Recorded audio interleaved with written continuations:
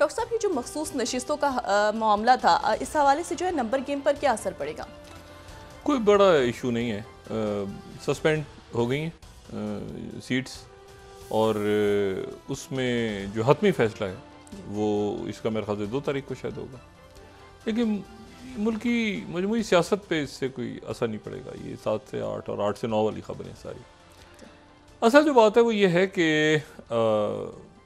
मईशत, security और social unrest, और ये नहीं होना चाहिए, ठीक है।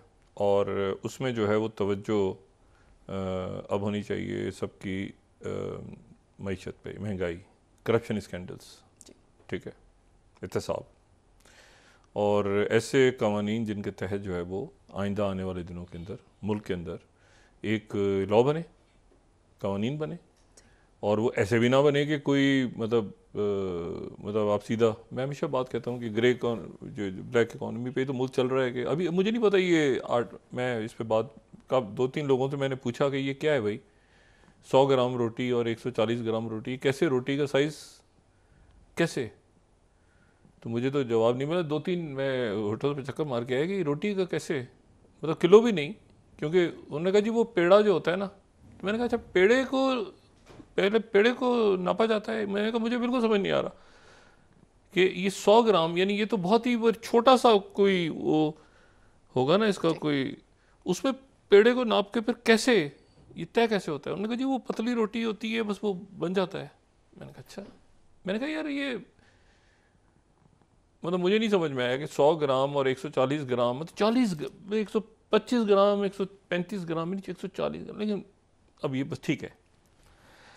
अच्छा, इशू ये है सारा कि लेकिन जो मेगा स्कैंडल है, गंदम स्कैंडल या बाकी स्कैंडल्स आने वाले दिनों में वो, और उसके बाद फिर मीशत। बाकी देखें, डेमोक्रेसी हमेशा नॉइजी होती है, नॉइजी, बहुत नॉइजी होती है, और जिन मुल्कों में डेमोक्रेसी है पूरी दुनिया में वो नॉइजी हैं। मैं डेमोक्रेटिक बंदा हूँ अपनी स्टूडेंट लाइफ से, बहुत ज़्यादा मेरी स्टूडेंट लाइफ का जिन लोगों को पता है, मैं प्रॉपर मतलब अच्छा खासा मैं, ठीक है ना, एक्टिव रहूँ। तो बात ये सारी कि ये डेमोक्रेसी हमेशा नॉइजी होती है। अच्छा, और जो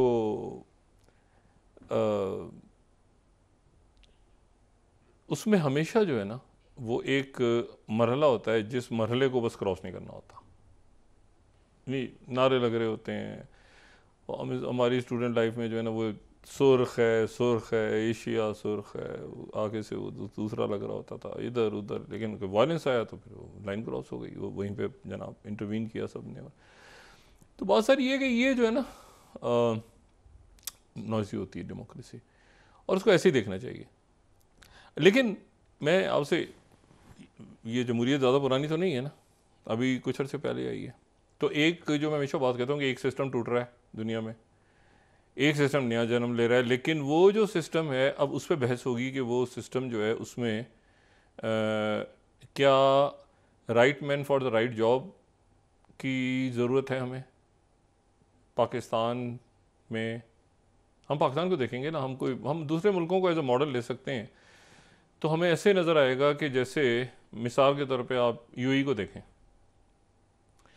यूएई जो है वो उनकी अब आप जाएं, आज से 10-15 साल पहले नहीं, अब आज के आप उनके एयरपोर्ट्स पे जाएं और उनके ऑफिसेज में जाएं, तो इस पूरे अरसे में जो उनकी यंग जनरेशन है यूएई की, वो हाईली क्वालिफाइड और हाईली स्किल्ड आपको नज़र आएगी। हाँ, वहाँ पे आपको लोग जॉब्स करते नजर आएंगे, दूसरे मुल्कों के सब काम कर रहे हैं, लेकिन जो जो कंट्रोल है सारा, वो नए एयरपोर्ट्स बन रहे हैं, नई चीज़ें, तो right man for the right job है। मतलब वहाँ पर एक बंदा सो जाए जो कि जिसके हाथ में जो है वो सारा एमिरेट्स का और इत्तेहाद का ऑपरेशन पॉसिबल है। अभी आप देखें वहाँ पे तूफान आया, बारिश में उन्होंने संभाला जैसे तैसे करके। तो right man for the right job. अब इसमें वहाँ पर जमहूरियत है, वहाँ पे क्या है सिस्टम, कैसे है सऊदी अरेबिया में क्या। मैं आपसे बिल्कुल ये नहीं कह रहा कि मैं जमहूरियत के ख़िलाफ़ हूँ, मैं सिर्फ ये कह रहा हूँ कि मुल्क सही चल रहा है कि नहीं चल रहा, ठीक है ना, मुल्क सही चल रहा है कि नहीं चल रहा, या फटे ही हो रहे हैं हर वक्त। और पाकिस्तान जो है उसमें आप ये देखें, जैसे मैंने कल भी बात की कि अब ये आपके इश्यूज जो हैं वो हैं मईशत। तो मईशत पे आपको बंदा, पार्टियां जो हैं वो अपना प्रॉपर पॉलिटिकल पार्टीज जो हैं वो एक यानी एक दो तीन शख्सियात ऐसी रखें जो कि उनके शेडो फाइनेंस मिनिस्टर्स हों, कि वो ऐसा ना हो कि जनाब पार्टी आ जाए और उसको फाइनेंस मिनिस्ट्री नहीं है, जो अभी सूरत हाल है। तो आपको औरंगजेब साहब को लाना पड़ा औरंगजेब साहब को। और वो मतलब मैंने अभी कल भी बात की थी कि मैं कभी नहीं मिला उनसे, लेकिन मैंने कोई तनकीद नहीं सुनी उनके बारे में आज तक।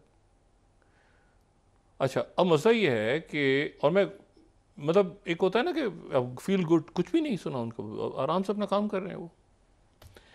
इशू ये है सारा कि आप राइट मैन हो, राइट जॉब लाए आप और बिठा दिया, अब काम हो रहा है, मुल्क चल रहा है। हाँ, महंगाई कैसे होगी, ये क्या होगा, वो इंटरेक्ट भी कर रहे हैं मीडिया से, बात भी कर रहे हैं, इधर उधर सारा देख रहे हैं। मसाइल बहुत हैं, बहुत मसाइल हैं ना। अभी तो नहीं आप औरंगजेब साहब से मैं कहूँ कि जी 1 महीने के बाद जो है वो सारे मुल्क की मईशत खड़ी हो जाएगी अपने पैरों, ऐसा तो नहीं है। लेकिन ये कि right man for the right job, ये होता है ना, इसको यार ये नहीं आता, इसको ये वजारत दे दो, इसको ऐसा है कि इसको इतला से उठा के इसको ये दे दो, इसको यहाँ से उठा के उधर दे दो, इसको ये उठा के इधर दे दो, किसी वो सारा बस एक काम आना चाहिए कि जी। और ये मतलब मैं सारे पॉलिटिशियंस की बात नहीं कर रहा, इसमें सिविल मिलिट्री ब्यूरोक्रेसी दोनों को मैं शामिल कर रहा हूँ कि बस यार माल पानी आना चाहिए, बाकी काम हो ना हो। तो जब तक आप ये right man for the right job, मुझे ऐसा ये फील हो रहा है, और मुझे आई मे बी रॉन्ग, लेकिन मेरा बड़ा ये एक एहसास हो रहा है कि ग्रेजुअली जो है ना, ग्रेजुअली हम वो right man for the right job की तरफ जा रहे हैं।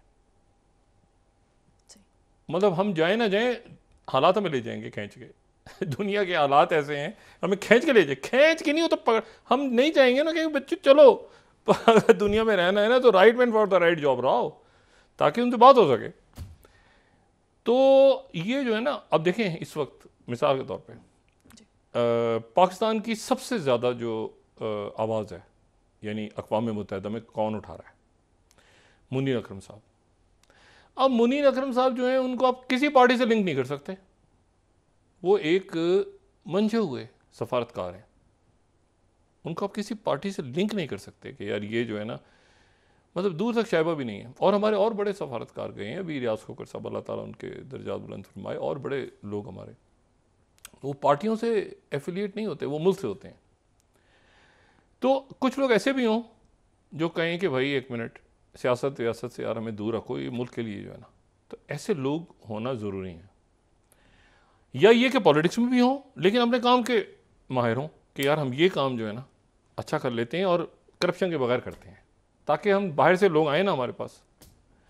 आप तस्वर कर सकते हैं दुबई में कोई आदमी जाए और जाके कहे कि मैंने ये यहाँ पे अपनी इन्वेस्टमेंट करनी हो, दुबई वाले कहें कि हमें ज़रा पहले कट दो ना, इतना हमें कमीशन खिलाओ ना हमारे फलाने, सवाल पैदा नहीं होता। वो आप एक एनवायरनमेंट क्रिएट करते हैं ना जहाँ से लोग आते हैं पूरी दुनिया से कि यार यहाँ ऑप्शंस बहुत है ना, टर्की में इन्वेस्ट करना है कि यूरोप में करना है कि यूएई में करना है कि कतर में जाना है या सऊदी अरेबिया, तो दुनिया खुल रही है, ये चाइना में जाना है या कहाँ।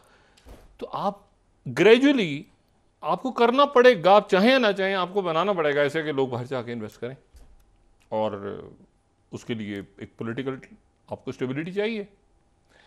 अब वो पॉलिटिकल स्टेबिलिटी जो है वो ये पार्लियामेंट में आ जाए तो आ जाए। मुझे बहुत से लोग पूछते हैं मुझसे कि आपका क्या, ये मेरी अपनी ज़ाती राय में इस पर मतलब है कि मैंने कहा बात सुने, मसला ये है कि इस पार्लियामेंट में तो बहुत ऑप्शन है, पिछली पार्लियामेंट में कम थे, इसीलिए वो सारा तहरीक अदम एतमाद और इधर उधर सारा गड़बड़। ये तो बहुत ही कच्चे धागों पे है ना, 45-47 2-4 फॉर्म आए, इधर उधर हो गई। अच्छा, उन्होंने कहा अच्छा फिर किसकी इस पार्लियामेंट में किसकी हुकूमत बनेगी? मैंने कहा पीटीआई, बैरिस्टर गौहर, उमर अयूब, उनको ऑफर हुई, उन्होंने कहा नहीं हम तो नहीं बनाना चाह रहे इसमें, तुम्हारी ये वो असेंबली टूट गई, फिर दोबारा मुल्क आगे जनाब। मतलब देखें इशू ये कि रियासत जो है ना, इस रियासत 3-4 चीज़ें तय हैं, और ये तय हुई थी कराची ऑपरेशन के। एक तो ये मुल्क बंद नहीं होगा, कराची बंद नहीं होगा, कराची बंद नहीं होगा, उसके बाद लॉ एंड ऑर्डर क्राइसिस है, जराइम होते हैं, चीज़ें हो रही हैं, बढ़ रहा है दोबारा ये क्राइसिस, जो सड़कों पे बेचैनी, और इसमें और भी बहुत सारे फैक्टर्स हैं, सोशल अनरेस्ट है ये सारा। लेकिन कराची बंद नहीं हो रहा। ये नहीं कराची कॉल आया और 250 बंदा मर जाए रात को, ऐसा नहीं है। और इसी तरह मुल्क बंद नहीं हो रहा, एहतजाज हो रहे हैं, ठीक है, आगे पीछे दाएं बाएं, लेकिन उसको भी एक लिमिट तक। ये नहीं हो कि पुलिस वाले जो हैं वो बिल्कुल तसादुम हो जाए और मुल्क में एक अदम इस्तेकाम की कैफियत नज़र आए। बाकी जमहूरियत नॉइज़ी है, इसमें कोई शक नहीं। और उसमें यह है कि उसमें अब आप देखें ना, ये जो हुकूमत है मजबूत बहुत है, बहुत मजबूत है, लेकिन खुद इनको भी पता है कितने मजबूत है। मियाँ साहब नवाज शरीफ साहब नहीं है ना, तो ऑलमोस्ट माइनस ऑल की तरफ है ना, IPP और ये सारे 85 के। तो मतलब ठीक है, जब तक चल रहा है चल रहा है, नहीं चल रहा ठीक काम करेंगे। देखें ना, सबसे पॉपुलर, इस पर कोई शक नहीं है ना, सबसे पॉपुलर और सबसे ज़्यादा वोट लेने वाली, यानी अगर कहा जाए वो मैं उस बात पे नहीं जा रहा जो DJ ISPR ने कहा, लेकिन पॉपुलर जमात सबसे ज़्यादा उनके साथ हो गए। ये तो बिल्कुल कच्चा धागा है ना, 45 साल। होता उस वक्त है, मैं बताऊँ आपको, कमाल की बात ये है, होता उस वक्त है जब आपको यकीन हो कि अब कुछ नहीं हो सकता हमारे साथ, उसी वक्त होता है। आप जो है ना जबरदस्त हो जाते हैं कि आपको यकीन होता है कि यार एक हमारे बगैर तो चल नहीं सकता मुल्क। ओ भाई, मुल्क चलना होता है, मुल्क चलते हैं, रियासतें चलती हैं, वो नागुज़ीर नहीं होते। लोग कहते हैं ना मेरे बगैर मुल्क, मेरे बगैर कैसे चलेगा। वो कब्रिस्तान भरे पड़े हैं बादशाहों की और बड़े बड़ी शख्सियात से, तो मुल्क रियासतें चलती हैं आगे। तो ये अब कैसे खान साहब के साथ होंगे मुज़ाकरात, कैसे होंगे, आरिफ अलवी साहब आए हैं दरमियान में, वो ज़ाहिर है वो कोई रोल प्ले करेंगे, मामलात आगे कैसे बढ़ेंगे। समझदार, मतलब समझदार से मुराद ये कि मतलब है कि मेरे ख्याल से खान साहब को सबसे ज़्यादा जो समझने वाली शख्सियात में से साबिक सदर भी रहे हैं, वो दरमियान में आए हैं, वो कैसे रोल प्ले करते हैं, क्या करते हैं आगे, तो बैठेंगे, ये चीज़ें चलेंगी आगे। लेकिन ये नॉइज़ी है, ये ऐसे ही होता है, ठीक है ना। ये होता है ना, उसने एक रात को कह दिया, उसने जलसे में ये बात कर दी, वो हो गया पैनिक। नहीं नहीं नहीं, ऐसे ही होता है, नॉइज़ी, ऑलवेज नॉइज़ी ना। तो थोड़ा सा वो इसको सुकून चैन से, हाँ बस ये मुल्क के इश्यूज़ को जहाँ पर ये फीलिंग आनी शुरू हो जाए बाहर में कि यार ये तो स्टेबलाइजेशन, क्या डिस्टेबलाइजेशन है, फिर रियासत रिएक्ट करती है। तो बाकी ये है कि ठीक है, अब ये जो मामलात हैं अदालतों में क्या होता है आने वाले दिनों में, ट्रिब्यूनल्स अब एक इको सिस्टम में बैठे होते हैं ना, खास तो आप उसको ख़ास उसका हिस्सा बन जाते हैं, उसमें होते हैं कि ये क्या हो रहा है, ये क्या। तो वाइडर पिक्चर में आप देखते हैं ना, रियासत, मुल्क कैसे रिएक्ट, कैसे हो रहा है, काम कैसे हो रहा है, तो फिर आपको फीलिंग होती है कि आप एक बड़े पाकिस्तान है, एक न्यूक्लियर स्टेट है, ऐसे है, ऐसे ऐसे ऐसे। फिर इस तरह पाकिस्तान की पॉलिसी क्या है, पाकिस्तान क्या कर रहा है, ऐसे हो रहा होता है। पाकिस्तान में क्या हो रहा है, अंदर क्या खबरें आ रही हैं, ख़राब तो बहुत, इमेज ख़राब तो नहीं हो रहा, ठीक करना है इसको, कैसे करना है, ये फिर इश्यूज़ बनते हैं। तो हमारे सियासतदानों को इदराक होना चाहिए।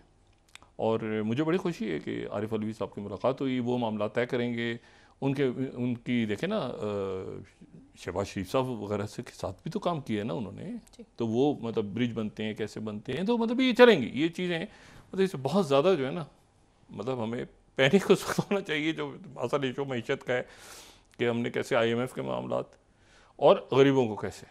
और वो मैं उस बात पे बिल्कुल कायम हूँ कि जब तक आप ये अकाउंटेबिलिटी और ये आप विच हंटिंग, पॉलिटिकल विच हंटिंग से नहीं हटेंगे, ठीक है ना। जैसे ये राना सनाउल्लाह साहब, यानी उस वक्त खान साहब की गवर्नमेंट थी, राना सनाउल्लाह साहब अभी किसी दुनिया की अजीब तरीन, मैंने खान साहब से एक ही काम लिया उनके पूरे दौर में। आप लोग सुन के परेशान होंगे, खान साहब से ज़िंदगी में मैंने एक ही काम कहा।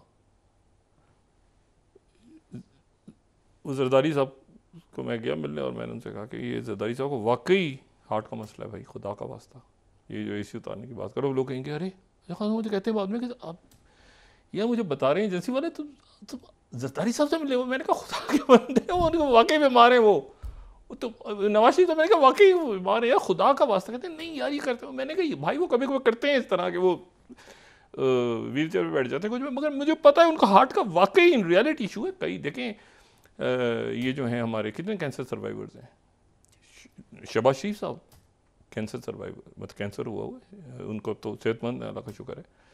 मेरा ख्याल है कि उनको क्लियर हो गया होगा,